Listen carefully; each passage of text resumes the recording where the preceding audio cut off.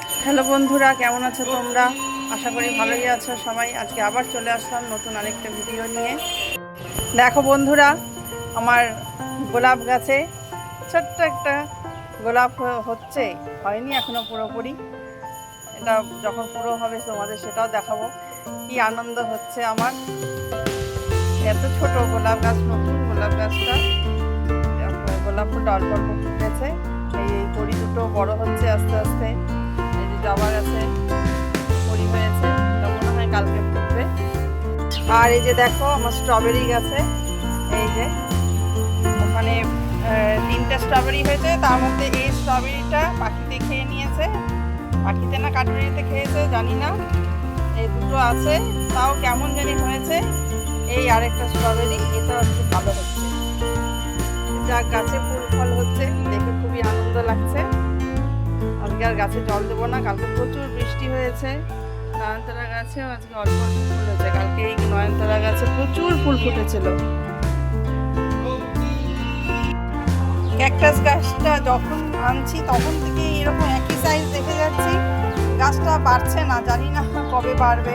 Cactus গাছ বড় হতে দেরি হয় কিনা সেটাও জানি না। একটুখানি বেড়েছিল, তারপর থেকে যেরকম সেরকমই আছে। তো বন্ধুরা, দেখলেই তো আমার গাছগুলো ফুল ফুটেছে, স্ট্রবেরি হয়েছে। তো গাছগুলো দেখে এখন আমি চলে যাচ্ছি রান্নাঘরে। চলো, কী কী রান্না করবো সেগুলো আমি আজকে তোমাদের সঙ্গে শেয়ার করবো। ওর একটা মেয়ে তো মাছ খায় না, মেয়ের জন্য পনির রান্না করবো। পনিরটা একটু স্পেশাল করে করবো, এবং কীভাবে পনিরটা রান্না করছি সেটাও তোমাদের সঙ্গে শেয়ার করবো। এই যে দেখো আমার মেয়ে, কখন ভাত খাওয়া হয়ে গেছে আমাদের, মানে কি বলবো, ছোটবেলার অভ্যাস এখনো যাচ্ছে না। 1 ঘন্টা ধরে ভাত আর জল নিয়ে 1 ঘন্টা, কখন ভাত খাওয়া হয়ে গেছে এখনো জলের গ্লাস নিয়ে ঘুরছে আর খাচ্ছে। রান্নাঘরে চলে এসেছে বন্ধুরা, ভাত বসানো হয়ে গেছে। যেখানে লাল শাক ধুয়ে রাখা আছে, এটা রান্না করব। আর আর এই যে ইলিশ মাছ আছে, ইলিশ মাছ করব, ঝোল রান্না করব ইলিশ মাছে। আলু বেগুন কচু দিয়ে, শোলা কচু দিয়ে খুব টেস্ট লাগে, এই রান্না করবো। আর মেয়ের জন্য একটা পনির রান্না করবো, আগেই বলেছি। ঠিক আছে, চলো এখন রান্নাগুলো করবো। তেল গরম হয়ে গেছে, পরে কালো জিরা ফোড়ন ওটা দিয়ে দিয়েছি তেলের মধ্যে। আমি শাকগুলো দিয়ে অল্প শাক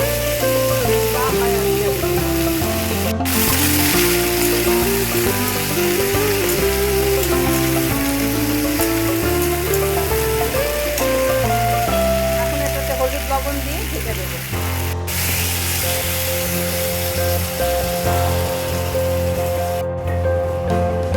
রান্নার ফাঁকে একটু ফল খেয়ে নিচ্ছি বন্ধুরা, যেটা পেঁপে একটু খাবো। আর এই যে এখানে নিচু রান্না করতে করতে একটু ফল খেয়ে নিই, তারপরে আবার রান্না দেবো।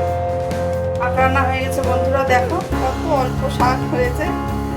এইটুকুনি সবাই মিলে ভাগ করে খাবো। বন্ধুরা দেখো, মাছগুলো ধুয়ে ভালো করে ধুয়ে আমি মাছে হলুদ লবণ মাখিয়ে রেখেছি। আর এই মাছের ঝোলের জন্য এখানে আমি দেখো লম্বা লম্বা করে আলু বেগুন আর এই যে শোলা কচু লম্বা লম্বা করে কেটে নিয়েছি। এটা দিয়ে এখন ঝোল রান্না করবো।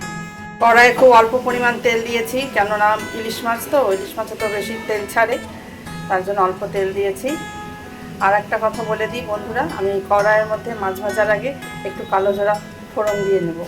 তা ওই কালো জিরা ফোড়ন দিয়ে আমি মাছগুলো হালকা করে ভেজে নেব। এতে মানে সেন্টটা, ইলিশ মাছ সেন্টটা বেশি বেরোয় ঝোলে।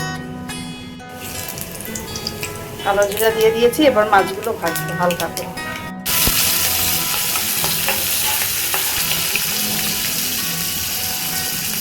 মাছগুলো খুবই হালকা করে ভেজে নেব, এপিট ওপিট করে নামিয়ে নেব, একদম কড়া করবো না। দেখো বন্ধুরা, আমি মাছগুলোকে ভেজে নিয়েছি, দেখো একদম হালকা করে ভেজেছি, শুধু তেলে দিয়ে এপিট ওপিট করে নিয়েছি। এখন ওই যে কড়াইয়ে আর একটু তেল দিয়ে দিয়েছি, এখন এটার মধ্যে আবার কালো জিরা ফোড়ন দিয়ে সবজিগুলো দিয়ে দেবো।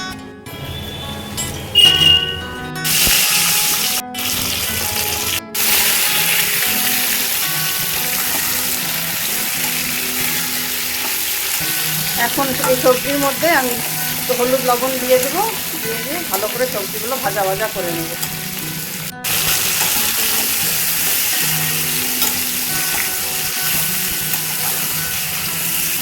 সবজিটা ভাজা হতে থাক, এখন আমি ঝোলের জন্য মশলা করে নেব।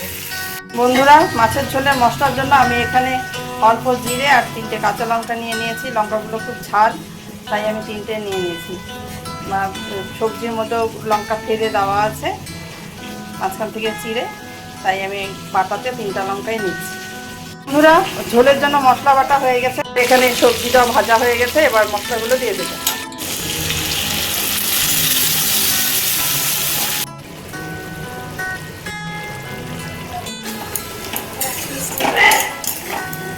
বন্ধুরা, মশলাটা এখন কষিয়ে নেব ভালো করে, তেল ছেড়ে আসছে, তারপরে জল দিয়ে দেবো। বন্ধুরা, মাছগুলো এত পাতলা করে কেটেছে, এখান দিয়ে মাছগুলো ভেঙে গেছে। এই মাছটা ভেঙে গেছে। এগুলো ঝোলে দিলে ফুটলে আরও তো মাছগুলো ভেঙে যাবে, কত অসুবিধা হবে মাছগুলো বাড়তেই। ভাজা হয়ে গেছে বন্ধুরা, এবার জল দিয়ে দেবো। ঝোল ফুটে গেছে বন্ধুরা, এবার আমি মাছগুলো আস্তে করে ঝোলের মধ্যে দিয়ে দেব।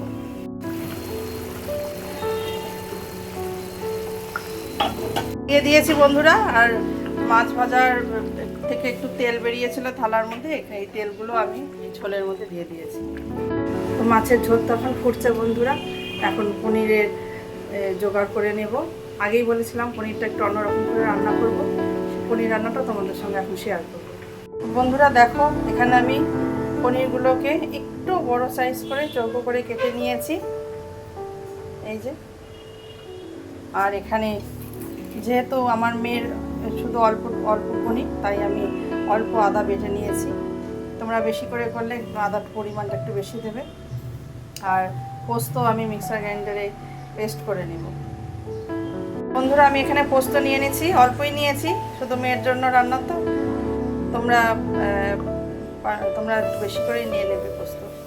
দেখো বন্ধুরা, এখানে পোস্তটা আমি মিহি করে বেটে নিয়েছি। এই যে আমার মাছের ঝোলও হয়ে গেছে, এখন এটা আমি বেড়ে নেব। পনিরগুলো ভাজার জন্য বন্ধুরা আমি কড়াই সাদা তেল দিয়ে দিয়েছি। এবার এই তেলগুলোতে পনিরটা ভেজে নেব। একটা বাটিতে কিছুটা জল নিয়ে নিয়েছি এবং জলের মধ্যে লবণ নিয়ে নিয়েছি, এটা ভালো করে গুলিয়ে নেব। পনিরগুলো হালকা লাল লাল ভাজা হয়ে গেছে বন্ধুরা, এখন এই পনিরগুলোকে আমি লবণ জলের মধ্যে ভিজিয়ে রাখছি।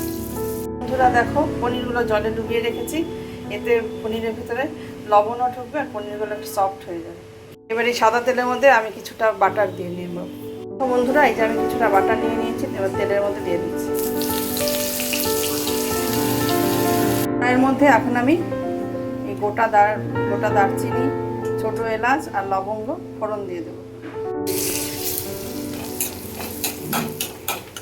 গরম মশলা ফোড়ন দেওয়া হয়ে গেছে বন্ধুরা, এখন আমি পোস্তটা দিয়ে দেবো। এর মধ্যে আমি ধনে গুঁড়ো অল্প জিরে গুঁড়ো, অল্প কাশ্মীরি লঙ্কা গুঁড়ো, আপনারা চাইলে এমনি ঝাল লঙ্কার গুঁড়ো দিয়ে দিতে পারেন, কিন্তু আমি দেবো না, মেয়ে খাবে তো ঝাল হয়ে যাবে, তাই অল্প হলুদ গুঁড়ো। এবার এই মশলাটাকে ভালো করে ভেজে নেব।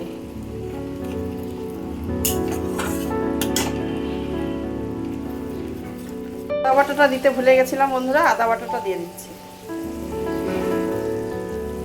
লবণও দিয়ে দিয়েছি বন্ধুরা, তোমরা তোমাদের স্বাদ মতো লবণ দিয়ে দিবে। আর এখানে এখন আমি একটু দই ফেটিয়ে দিয়ে দেব।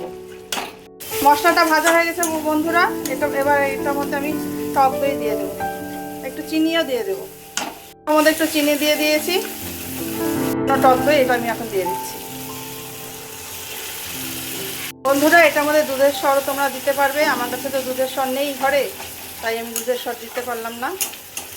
তেলটা ছেড়ে এসেছে, এটার মধ্যে অল্প পরিমাণ আমি জল দিয়ে দেব। এখন আমি জল দিয়ে দিলাম, সামান্য অল্প জল দিয়ে দিলাম। এবার এই পনিরগুলো আমি ঝোলে দিয়ে দেব। বন্ধুরা দেখো, এখানে পনিরটা প্রায় হয়েই এসেছে, ঘন ঘন হয়ে গেছে, এটা একটু গ্রেভি হবে। এটার মধ্যে আমি এখন একটু গরম মশলা ছিটিয়ে দেবো, ব্যাস। তারপরে একটু স্ট্যান্ডিং টাইমে রেখে নামিয়ে দেবো।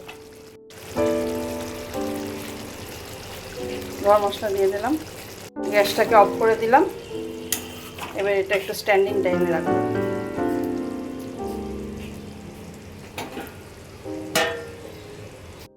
দেখো বন্ধুরা, পনিরটা হয়ে গেছে, কি সুন্দর কালার এসেছে। মেয়ে তো দেখেই ব্যাস এই যে খেতে বসে পড়েছে। স্নান টান করে খাবে, তা নাও আগেই খেতে বসে গেছে। কেমন হয়েছে বুবু? তোমরা এভাবে রান্না করতে পারো, খুব বাটারি একটা সেন্ট আসছে, বাটার দেওয়া হয়েছে। ও তো বললো খুবই টেস্টি হয়েছে। এই হলো আজকের মেনু। এখানে ভাত, এই তো ইলিশ মাছের ঝোল তো আগেই দেখিয়ে দিয়েছি, এই শাক, আর এই নতুন রকমের পনির করলাম। তো বন্ধুরা, এই পনিরের রেসিপিটা যদি ভালো লাগে আমাকে কমেন্ট করবে, লাইক করবে, সাবস্ক্রাইব করবে। আর তোমরাও এভাবে পনিরটা রান্না করে খাবে, একদিন করে খেয়ে দেখো, খুবই টেস্টি লাগে। এর আগে আমিও অনেক দিন আগে করে খেয়েছিলাম সবাই মিলে, আজকে মেয়েকে আবার করে দিলাম। সত্যি খুব টেস্ট লাগে। তোমরাও অবশ্যই এইভাবে পনিরটা রান্না করে খাবে। একদম সোজা রান্না, সহজ পদ্ধতি, দেখলেই তো। তাই এইভাবে করে খেয়ে তোমরা আমাকে জানাবে কেমন লাগলো তোমাদেরও। তাহলে আজকের মতো ভিডিওটা আমি এখানেই শেষ করছি। আবার দেখা হবে নতুন কোনো ভিডিওতে। এই যে মেয়েও সামনে চলে এসেছে খেতে খেতে। বাই। আজকের মতো এখানেই টাটা।